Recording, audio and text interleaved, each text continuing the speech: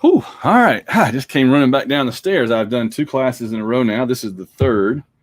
And because I set these classes to be an hour long, I don't have any break in between them. So I had to run up and get something to drink because I'm starting to lose my voice a little bit.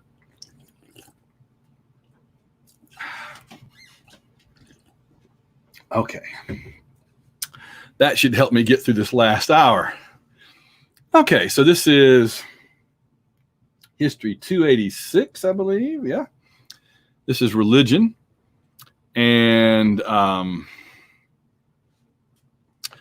we are, let me make a note here about 101 exam, but not 181. Okay. Okay, so let me look at, first thing we want to do, of course, is bring up the syllabus. I'll try to do this every week so that we can see where we are and what we need to do. All right, and I've made it larger. Oops, got to do the share screen thing. Okay, in fact, I'll go ahead and blow it up completely.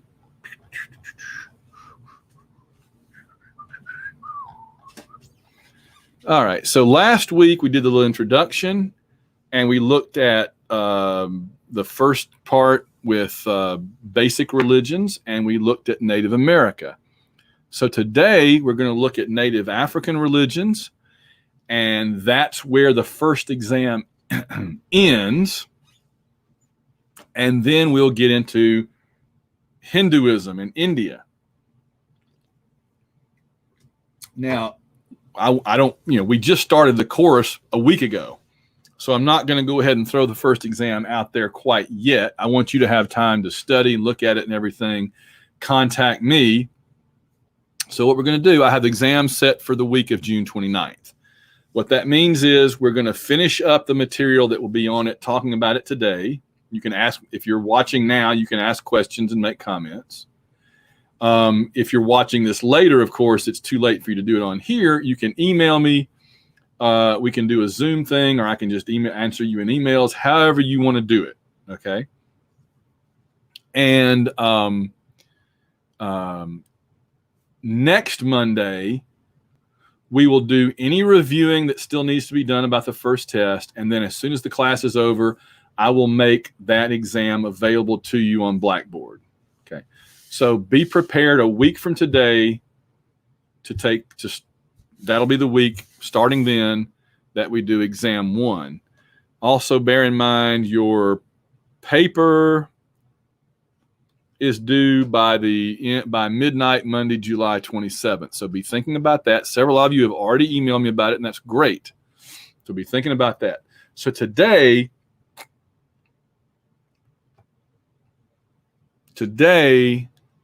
we got actually quite a bit to do. We got to do Africa and Hinduism, which is not a small task. Let's get on into it.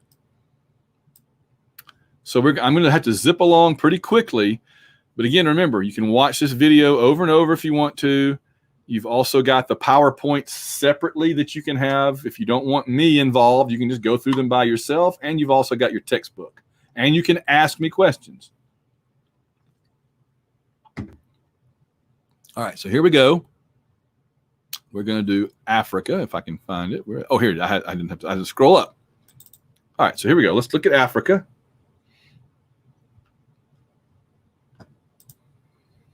Nope, I want to be little there. Okay, so African religions, again, I'm just going to zip right along through it. Our format here isn't really conducive to me going into great detail and telling long stories. Again, when I teach this class in the classroom, I have much more time to tell stories and kind of lay things out. But here we're kind of more business oriented. We got 8 weeks to get it all done. So let's get it all done. Africa is a very big and actually remarkably diverse continent. And it was historically a tribal continent, just like the Native Americans. And so what that means is when you have a tribal people, that means lots and lots of little groups, usually instead of big empires. They had, Africa had some big empires, but lots of little groups. So lots and lots of different ways of doing religion. So we can't look as much at specific religions as much as we'll look at trends and attitudes and that sort of thing. Okay, so let's look at Africa really quickly. Again, 700 million people or more in Africa, 3,000 ethnic linguistic groups, and so small tribes of vast empires. And then the Europeans have constantly changed things, like converting people to Christianity, converting people to Islam, so it's very complex of a place. But we're going to be looking at the native African religions, at least for the most part here. Most native African religions have some kind of a creator high god who is distant, retired, uninvolved, meaning he's the contractor god I talked about last week. He builds the world and then goes on to do other things. He's not hanging around, for you to pray to on a constant basis, the way that like Judeo-Christian or Islamic religions would have God.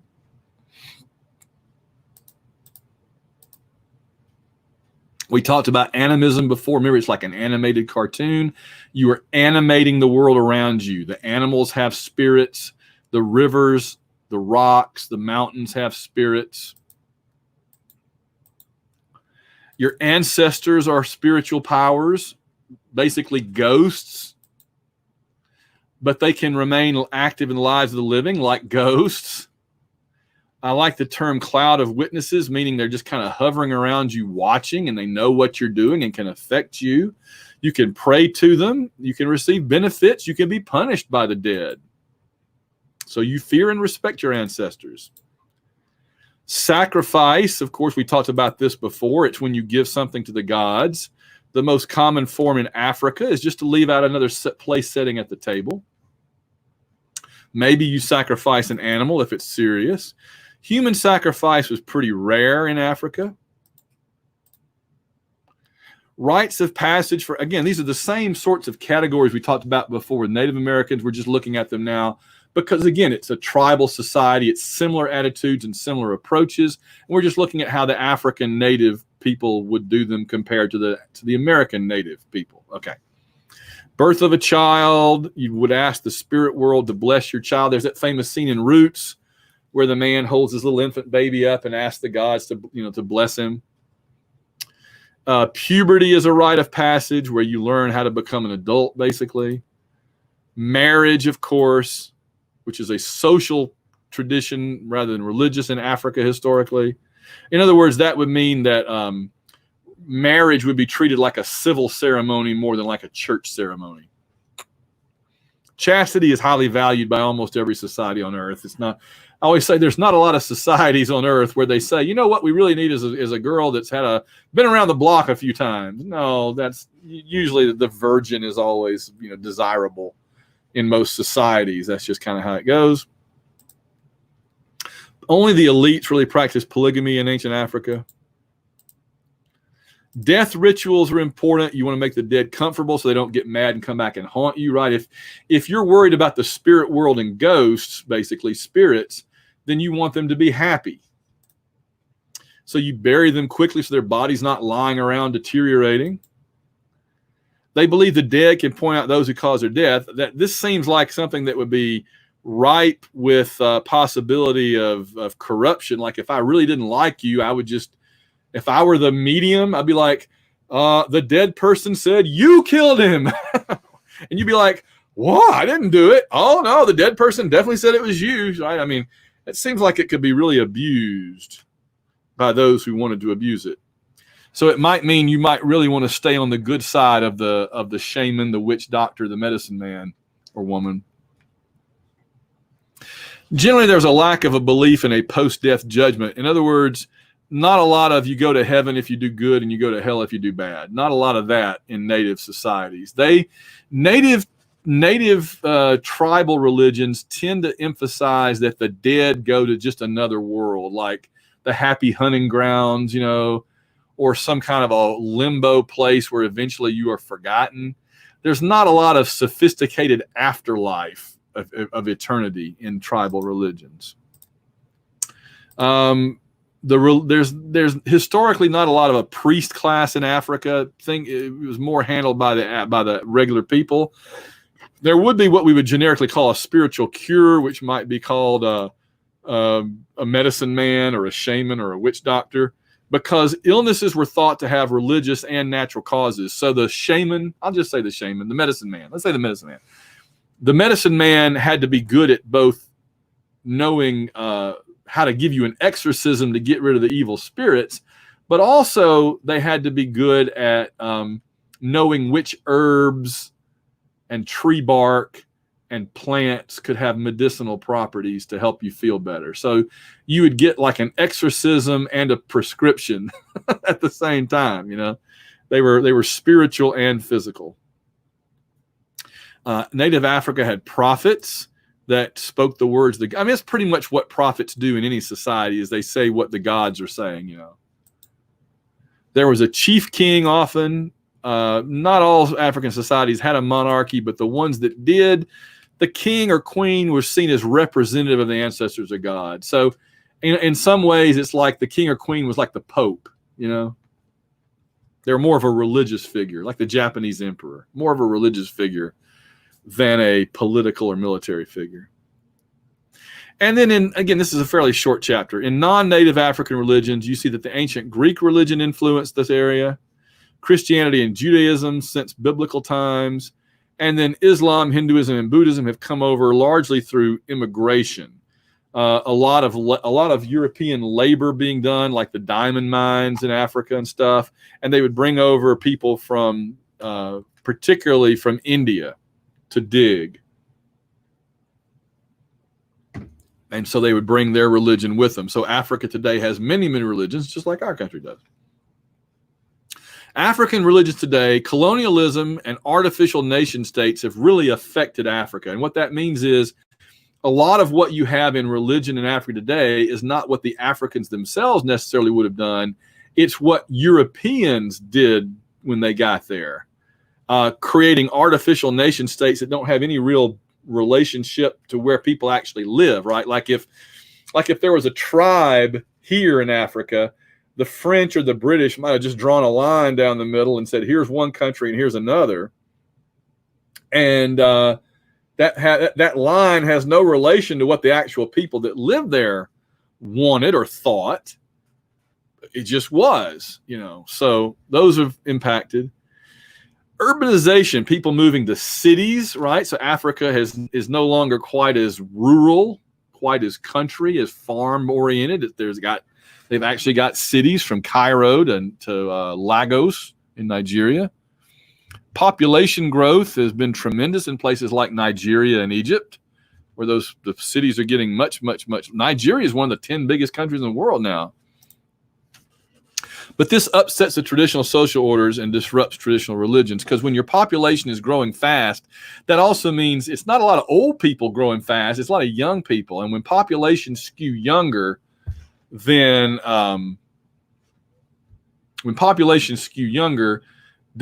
it's more disruptive to society, because the young people don't have as much education or experience. So they don't know as much what to do to run the country. It's just sad but true. So traditional African practices have diminished, but they've not been as eliminated as much as, say, the Native Americans, right? It's hard to go out into the countryside of the United States and find Native Americans doing a lot of Native American stuff from before the white man came. But in Africa, you still do find quite a bit of the native practices compared to Native America.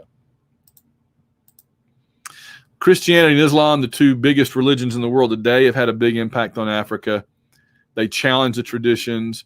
You just basically, both Islam and Christianity say that the high God of Africa is God. And there are many African leaders in other types of Christianity and Islam. And they've also assimilated elements of African religions. Boom. Okay. So that was just a quick look at Native African. Like I said, that was a short one. And now, this is a much longer one, so we'll try to go ahead and get into it quickly. Hinduism. Now, this is one of the longer segments we'll look at, because this is a big religion with about 1 billion adherents in India alone. And it's a very complex religion. But here's the good thing for you guys. A lot of the terminology, a lot of the concepts that we're about to look at with Hinduism, a lot of them come up again in the next 2 or 3 religions we'll look at.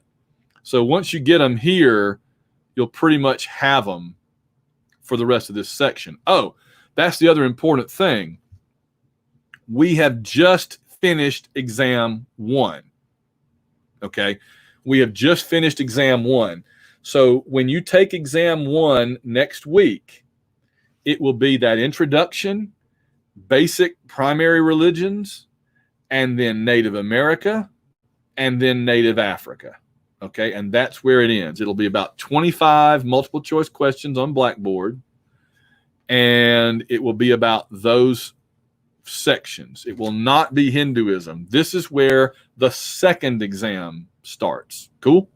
All right, so let's go ahead and get on into the second exam stuff now, because we've only got 8 weeks and we're already on week number 2. We're about to be a quarter of the way through this semester already. It's hard to imagine, isn't it? It's, at least in terms of our meeting here on video. This is a Hindu temple being built in Georgia, of all places. And look at the incredible work that's done on it. Again, you can see all this and read all this in PowerPoint. I just want to talk about it for a second. It's up in the area I used to live at, outside of Atlanta. Beautiful. This is one I used to walk past when I lived in Singapore. I always say it looks like somebody dumped out their Warhammer 40,000 collection, because it's a lot of paint. So now we've moved from Native America and Africa to, we're in India. So we're right here, Greater India.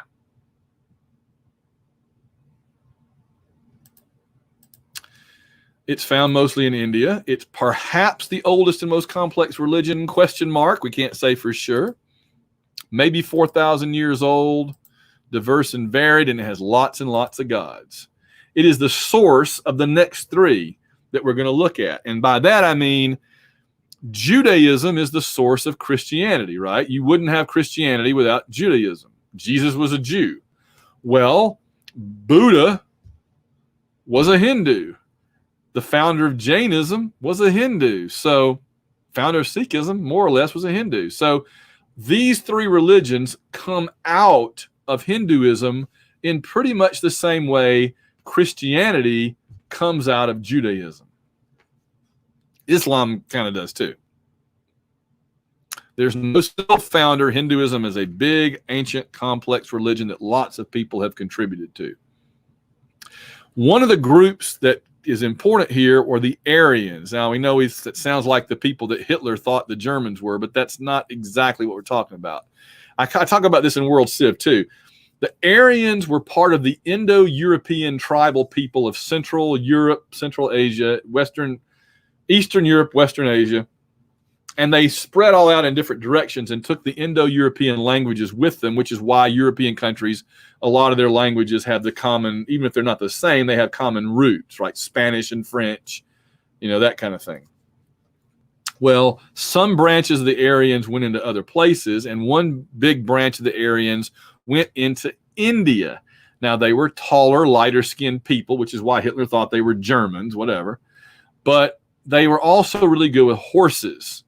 So when the Aryans go into India thousands of years ago, they brought with them horses, and they brought with them a whole more sophisticated religion. And they developed the class structure because they didn't want to be associating with the native, darker-skinned, shorter people of southern India. So they set up this class structure that becomes a caste system very quickly to keep people separated, and that endures. It is the most polytheistic religion, tons of gods. The holy books called the Vedas, the oldest sacred books. There's 4 books. It is the basic source of Hindu understanding of the universe. It's kind of like the Old Testament of Hinduism. And each book has 4 parts.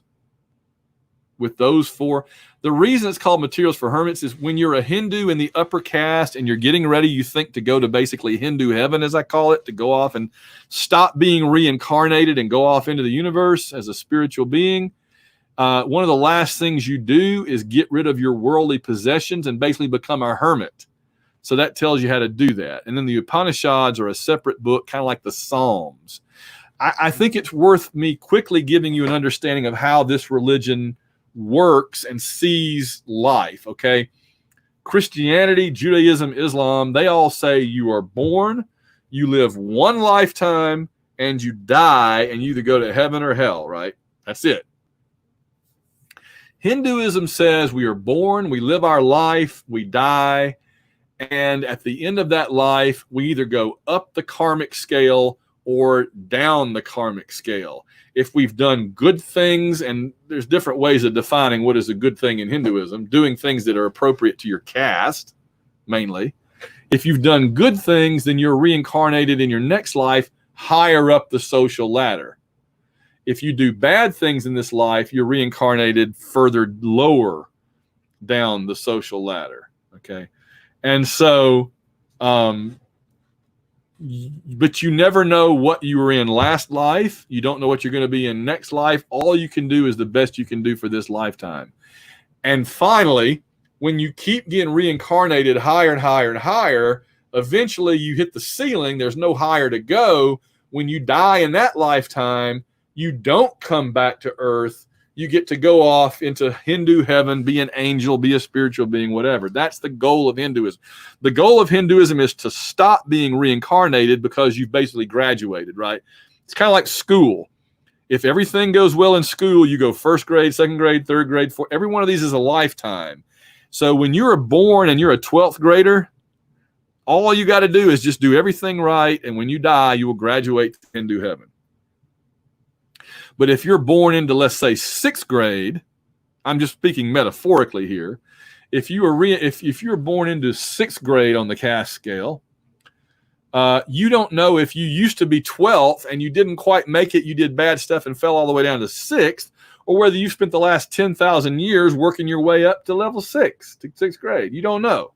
All you can do is the best you can now. All right, the Upanishads, that 4th part, are the basis of Hindu philosophy. They talk about meditation, which is an important thing, rather than prayer, right? Hinduism, it doesn't have prayer so much as meditation. And it teaches that the world is bad, right? You want to get out of this world and graduate off to Hindu heaven. Well, why don't you commit suicide? If you commit suicide, that's a bad mark against you, and you actually go down. So in other words, if you're in the metaphorical version of 6th grade, if you committed suicide, you'll come back as a 5th grader or a 4th grader or a 3rd grader.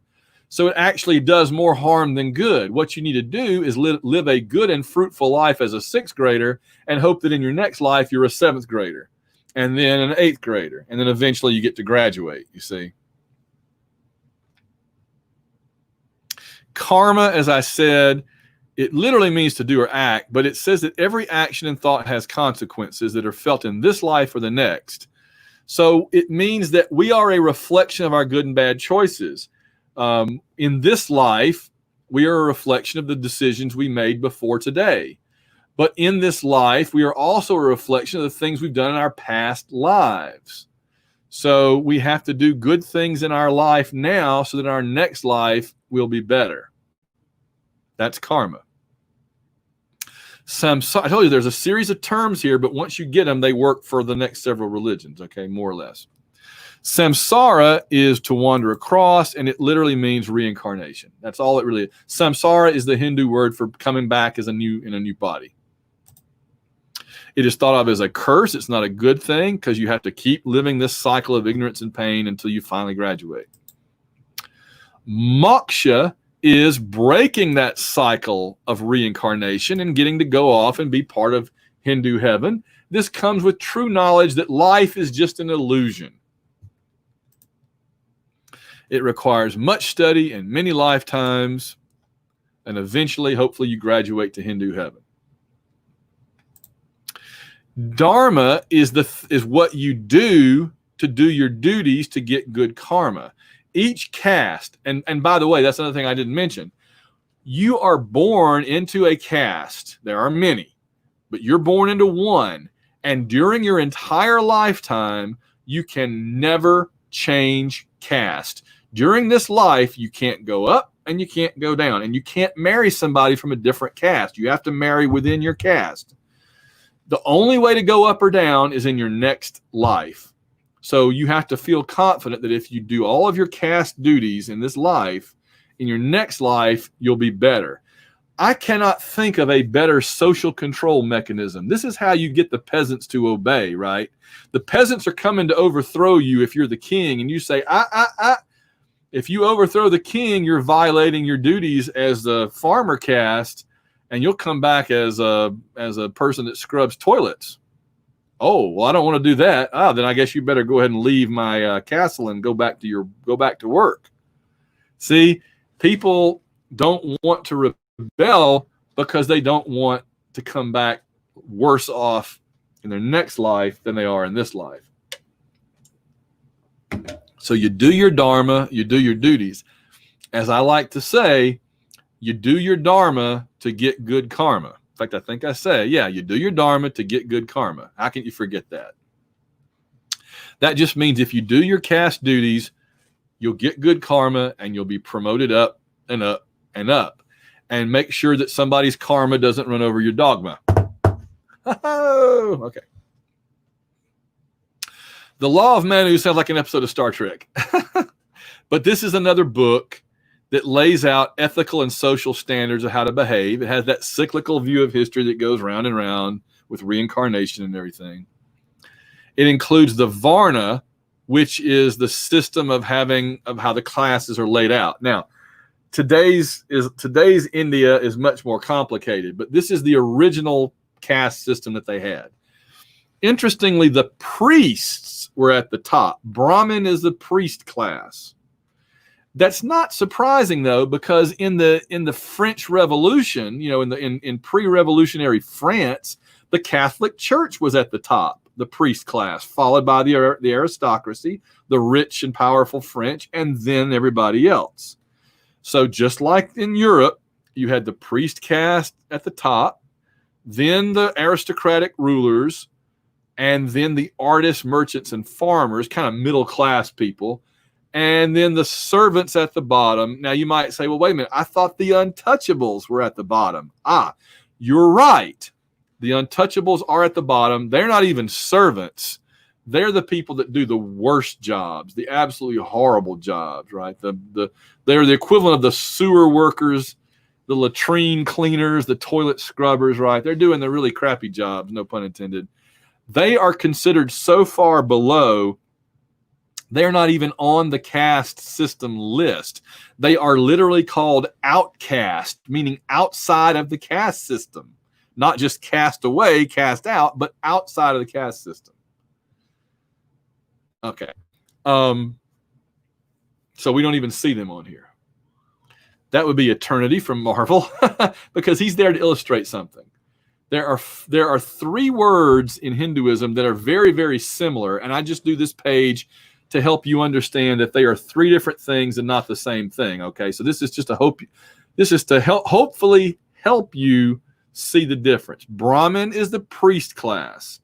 The Brahmin, we use that word today to mean like we'd also say the gurus, right? The highest level people that know something. So like we would say the guru at the computer store knows how to fix your computer.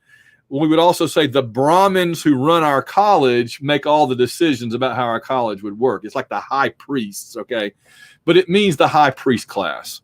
But there's also Brahman, and Brahman is like the universe. This is like if the whole universe was one guy. Oh, look, there's eternity, right? One guy is the whole universe. And then there is Brahma. And Brahma is the creator God. We'll get to him in just a minute. So Brahman, and Brahma are three completely different things. I like to just give them to you there so you can see priest class, universal God, and creator God. Okay, there's 4 stages that when you get to the upper caste, you go through before going off to Hindu heaven, hopefully. My chair's doing something funky. I'm trying to find the little controller on it. I can't find it. Oh, here it is. Hold on. Let me see. Give me a second. Hopefully. All right. 4 stages you go through. First, you're basically a Bible study student, right? You're studying the Vedas. Then you get married and you have a family within your caste and you become the head of the household. Then in stage 3, you retreat from society and become a hermit, like I explained earlier. Go live in your little cave and give away all your possessions to your sons and daughters and your wife.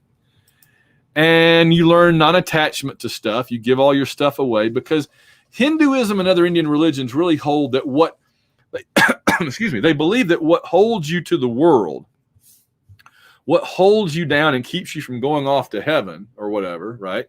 What holds you down is your attachment to the world. I'm attached to my car, to my wife, to my family, to my house, to my possessions, right? Possessions are dragging you down because all of life is just an illusion. And when you understand it's all an illusion and you rise spiritually above it, then you can be non-attached and you can go off to Hindu heaven. Finally, in their last stage, they actually wander the earth like Kung Fu with maybe a walking stick and rags, and you're a beggar. And it's weird because in America, if you saw somebody like that walk by, you'd think there was some poor homeless person and had a horrible accident or something in life. They lost their money, lost their job. How terrible. In India, this person walks by and you think, oh, that guy was probably a millionaire, a couple of years ago, and now he's getting ready to go to heaven. See, it's very different. The little holy men of India are highly regarded, right? They're called sannyasi. Okay, another important Hindu book, they have several books, is called the Bhagavad Gita. And this is a book, an epic poem, kind of like the Iliad, that lays out the philosophy of Indian culture and religion in the form of a conversation or dialogue between the warrior Arjuna and his driver, his charioteer Krishna. Now, you may notice that something funky is going on behind Krishna. Plus, he looks like he's a little blue. Maybe he hasn't got enough oxygen in his blood. I don't know, but he's a little blue compared to Arjuna. Well, here's what happened. Arjuna is the warrior. Krishna is the driver, drives the war chariot. In between battles one day, Arjuna kind of has a crisis of confidence. He says, Krishna, we go out here and fight every day and kill people. And I'm like, is this really what life is all about? Am I really supposed to be out here killing people, slaughtering people all the time? I'm really questioning the folly of war. Is war really what we want to be all about? And Krishna looks at him and says, we do this because this is our caste, right? Our caste is that we are warriors. We do our dharma to get good karma. We kill people in battles. That gives us pluses. If we are warriors and we refuse to go kill people, we get minuses, and we may come back as toilet scrubbers in the next life. So we are doing our duty to our caste and getting good karma by being good warriors. And Arjuna says, wow, you're so smart, Krishna. How do you know so much?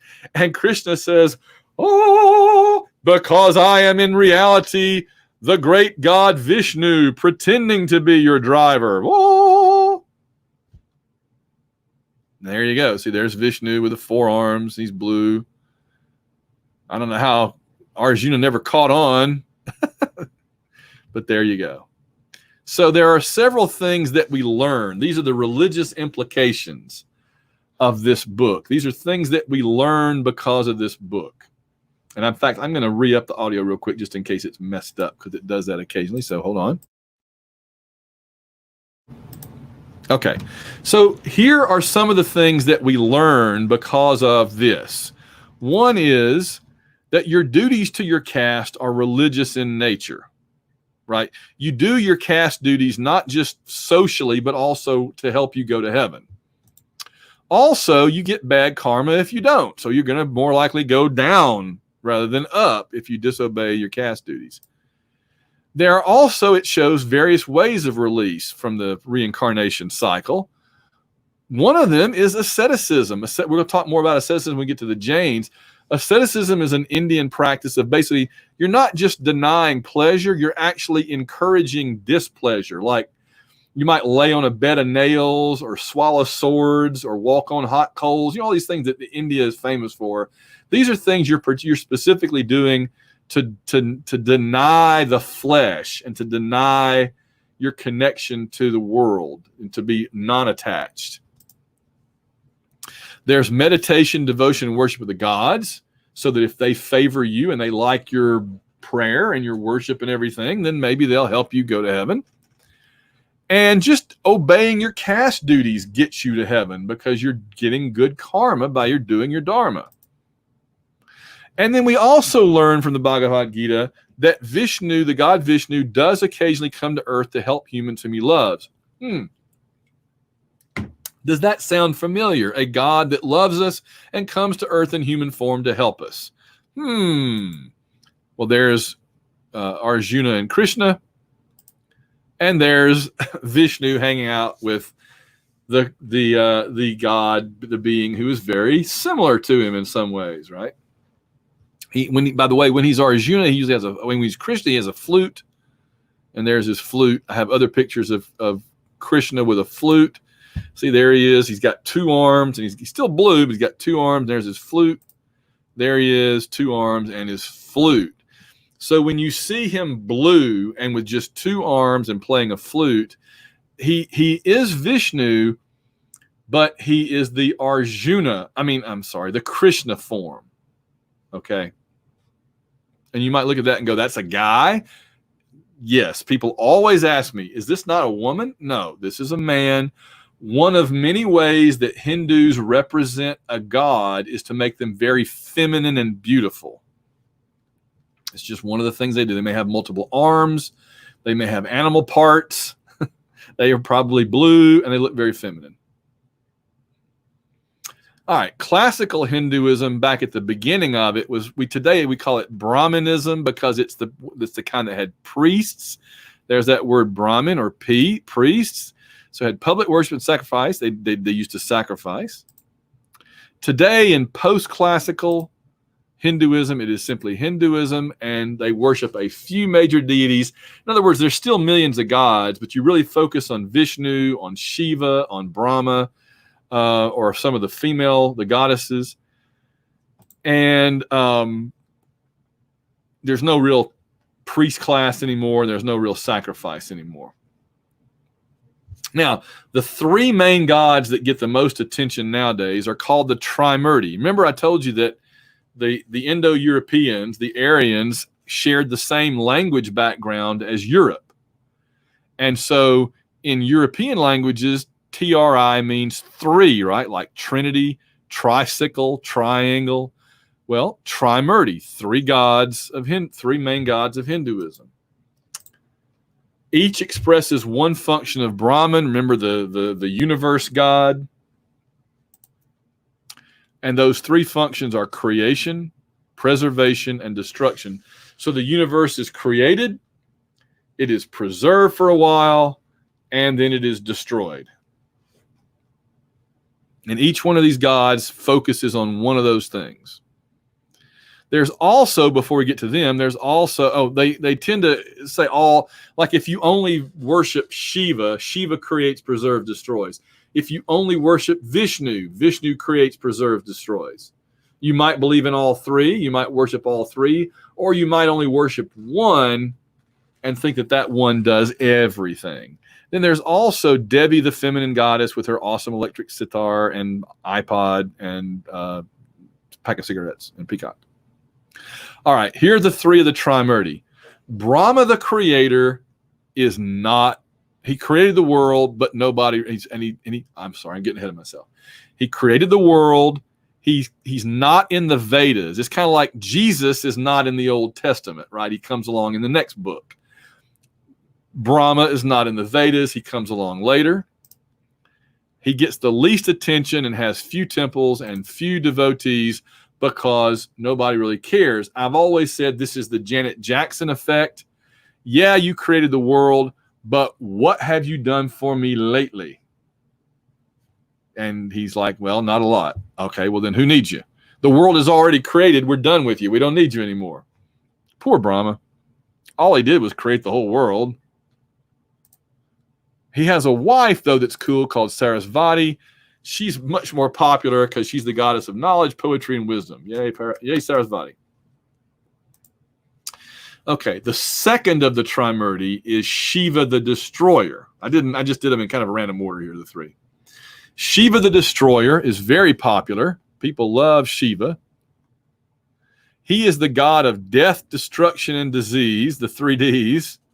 You might think, well, why would he be popular if he's the god of bad things? Well, he can protect you from those things as part of it. But also, he's the god of reproduction, sexuality, and dance. So I like to say that these various gods have portfolios of things they represent, right? These are the things. You're in charge of the things in this portfolio. His portfolio is very, very broad. He's in charge of a lot of things.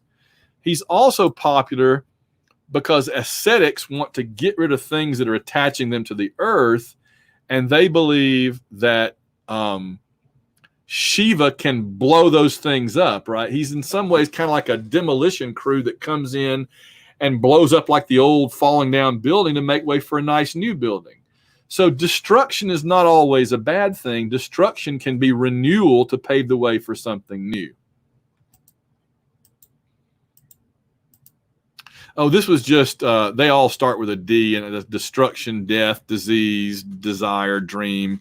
It's from The Sandman by Neil Gaiman. I talk about it more in class, but I'm not going to waste your time right now. The symbol of Shiva is the trident.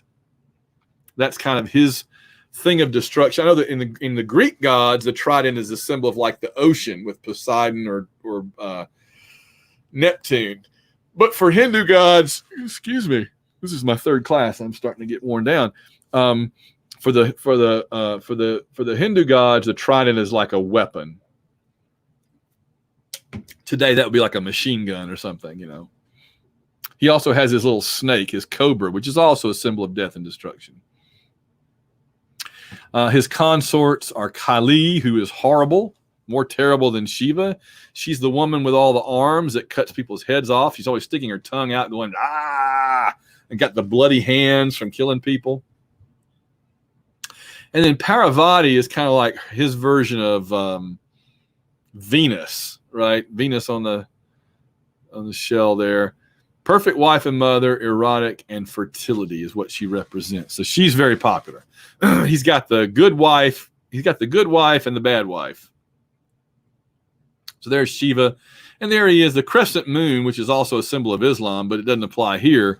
It's much more an ancient symbol of Shiva. So the crescent moon, the third eye, the cobra, the trident. He wears a little spotted loincloth often, the red hand of destruction, the trident of destruction, and he has his little bongo drum. See, there it is up here, and there it is. And when he plays his bongo drum, he either creates or destroys the universe with it. Oh, these are just my books, my superheroes. There's my version of Shiva as a superhero, kind of like Thor with his trident, and he's blue. There's Kali going, ah. Looks like she's cut the head off of a whole bunch of identical twin brothers. And the thing I love about this is Kali is all excited here, and she's just walking on. She was just like getting walked on. He's like, hey, baby, I don't know. Whatever you want, honey. And there's Parvati. Okay, and the third member of the Trimurti is Vishnu, the preserver, right? So you got Brahma creates, Vishnu preserves, Shiva destroys, and then the whole cycle starts over again. So Vishnu is the preserver. He's the god of love, forgiveness, and play. He's the Jesus type character here. He's come to earth 9 times in Avatar. An avatar is a god in human form. The 10th avatar will come at the end of the world, whatever that is, which is a strange thing to say considering they believe it's all cyclical, but okay. One of those avatars was Buddha, by the way, I think, they claim. And one was Krishna. He will judge the wicked and reward the virtuous. Does that sound familiar? He comes to earth in human form. He loves humans. He will come back at the end of the world and judge people. Sounds familiar, right? But he's, of course, several thousand, 4,000 years older than Jesus, something like that. He has a devoted wife named Lakshmi. They all got wives and girlfriends that are cool. And she's the mediator. She plays kind of the Mary role in Catholicism, right? You pray to her to please go ask your husband to do so-and-so for me. She protects the world's welfare.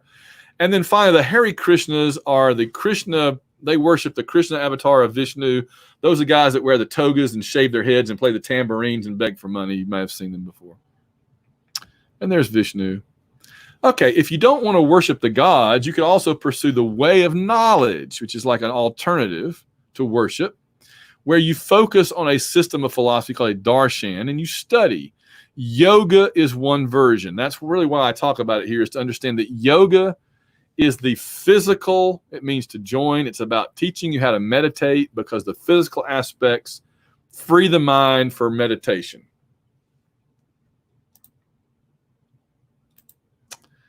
Muslims invaded India, as I said. Oh, I didn't say I was talking about the Aryans. Okay, well, now we get to 712 AD. The Muslim armies of the Arabs, originally the Arabs, later the people, they go out, they invade Europe, they invade Africa, and they invade India. And so you get a new wave of conquerors coming in behind the, many years later, behind the Aryans, called the Muslims. They converted many people, particularly in northern India, to Islam. They heavily influenced arts, architecture, and science. There's the Taj Mahal. A Muslim Indian ruler created that as a tomb for his wife.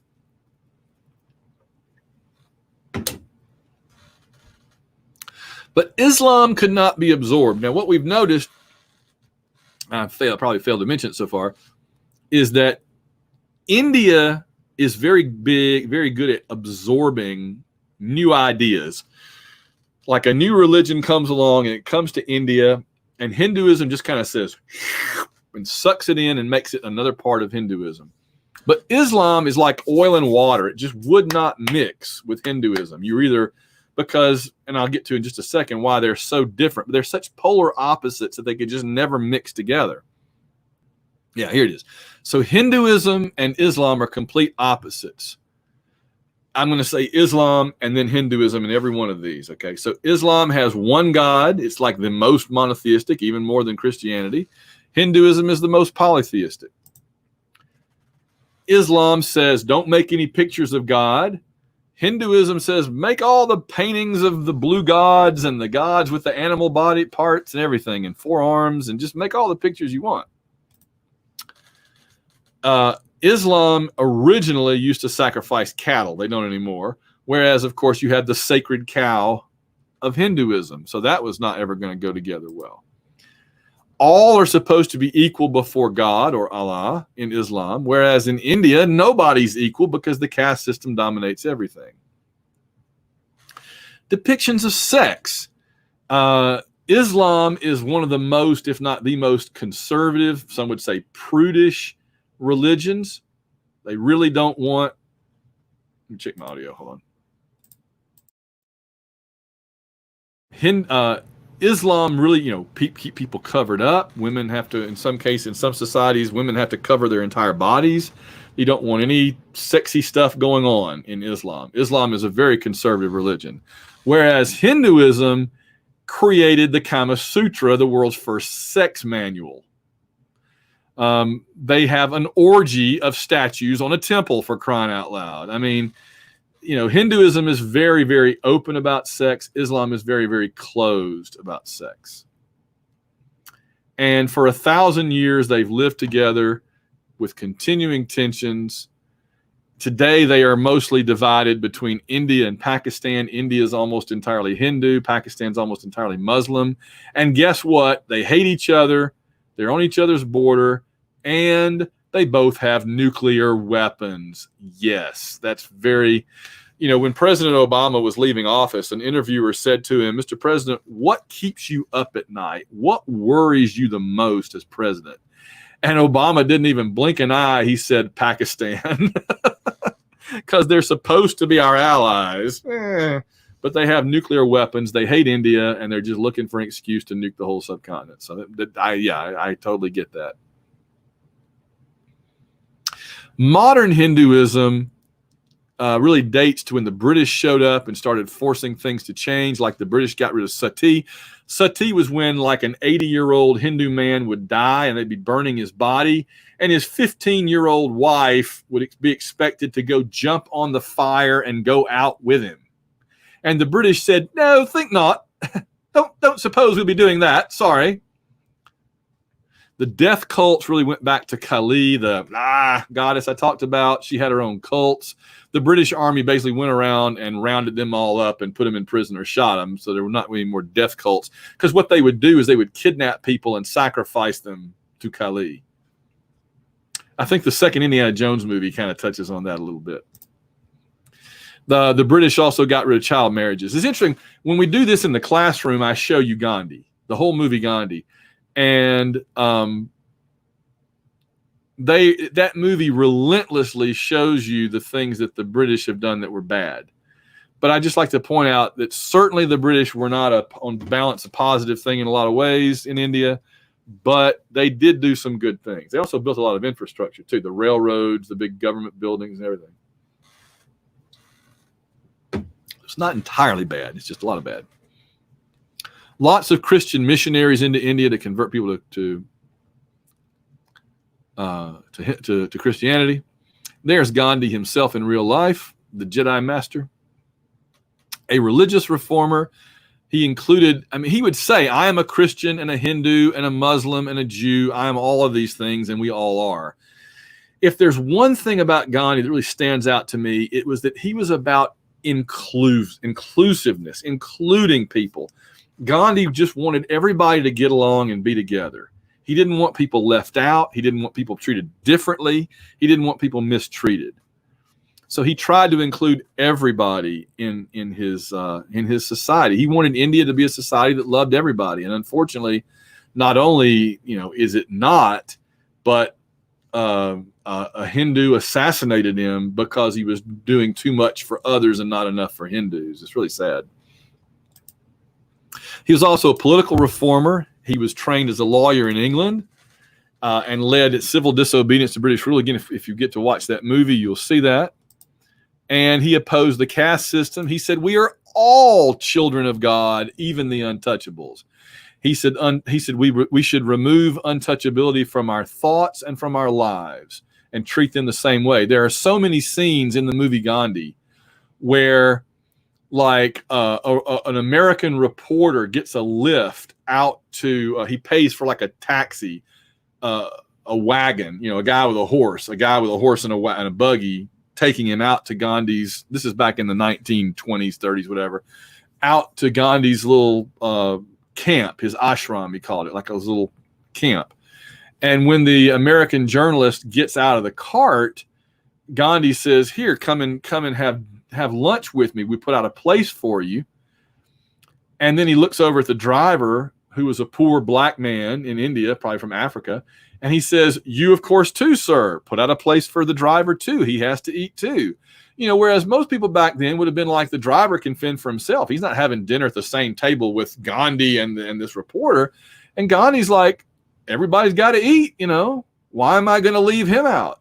Set a place for him. It's fascinating. And he's such an admirable figure to learn about, Gandhi. Okay. And then lastly, we really did blow through. I usually spend about 2.5 weeks in the classroom talking about Hinduism. We've done it in about 45 minutes, but that's okay. Again, if you have questions about it, email me, or we can do a Zoom thing. I can answer your questions. We can talk about it more. I'm going to finish up here in just a second, but again, this is going to be on the second test, so don't worry about this for now. In the modern world today, democracy is a challenge for Hinduism because remember, Hinduism says everybody's different. Some people are better, some people are worse. Democracy says an upper caste male billionaire in his castle has one vote and an untouchable has one vote. And that's kind of mind-boggling to a traditional Hindu person who says, my vote counts the same as an untouchable? Well, if you want democracy, yes. And understand, India is the world's largest democracy. India is the world's largest everything unless China does it, right? If China does it, China's the world's most large whatever. China's not a democracy, so India is the world's largest democracy. I think we're second, right? But democracy challenged the old assumptions about how much somebody is worth and worthy.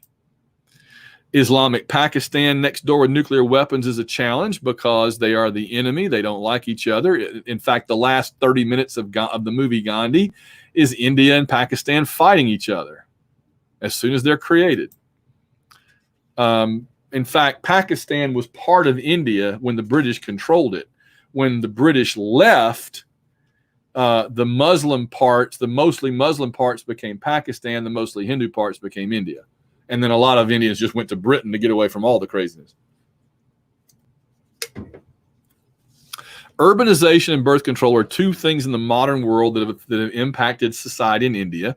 Urbanization, meaning people moving to cities and having access to the internet, to technology, that is drastically, right? Because the internet is faceless. You don't know what caste the person you're dealing with is.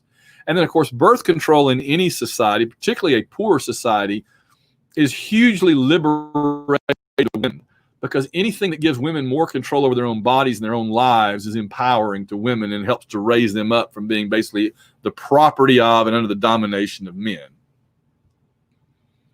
And like I said, technology's come to India. The internet is faceless and it blurs the caste line. So you don't know exactly who you're dealing with. Oh, I got a high-pitched noise. Didn't change it. Maybe it's just me. All right, well, we're almost done. Oh, we are done. Okay.